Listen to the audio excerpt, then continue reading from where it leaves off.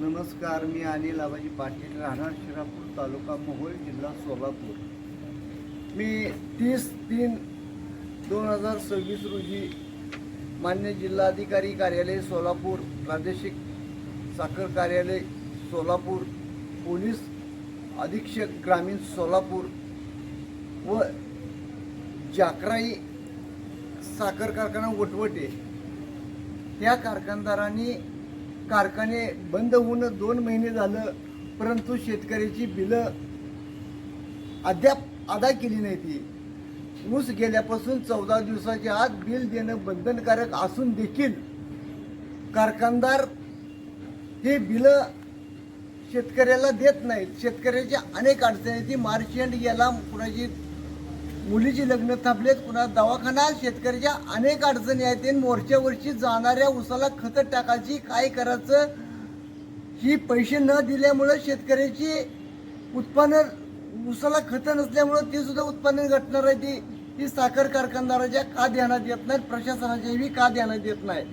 पहिले जिल्हा अधिकारी होते कुमार आशीर्वाद साहेब, माझा थेट आरोप आहे जिल्हा अधिकाऱ्यावर पहिले।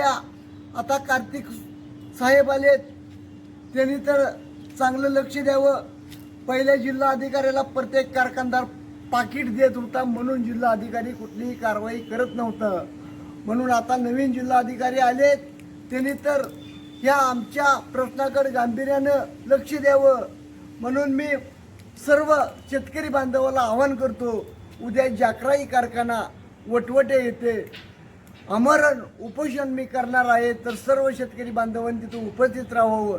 1 दिवसाचं आमरण उपोषण करणार, सोमवारी उद्या 6 तारखेला आणि 7 तारखेला त्या कारखान्याच्या गेट समोर विष प्राशन करून मी आत्मदहन करणार। आत्मदहन केल्यावर या कारखानदाराच्या चेअरमनवर मनुष्यवधाचे गुन्हे दाखल करावे, ही प्रशासनाला माझी विनंती आहे आणि सर्व शेतकरी बांधवाला ही माझी विनंती आहे। मी मेलो तर 72, पण आपल्या शेतकऱ्याची बिलं जोपर्यंत बँक खात्यात पडत नाही तोपर्यंत मी तिथं माझा जीव गेला तर चालेल। म्हणून मी 7 तारखेला विष प्राशन करून जाकराई कारखान्याच्या गेट समोर मी विष प्राशन करून आत्मदहन करणार। ह्याला जबाबदार फक्त या कारखानदाराच्या चेअरमनवर मनुष्यवधाचे गुन्हे दाखल करावे।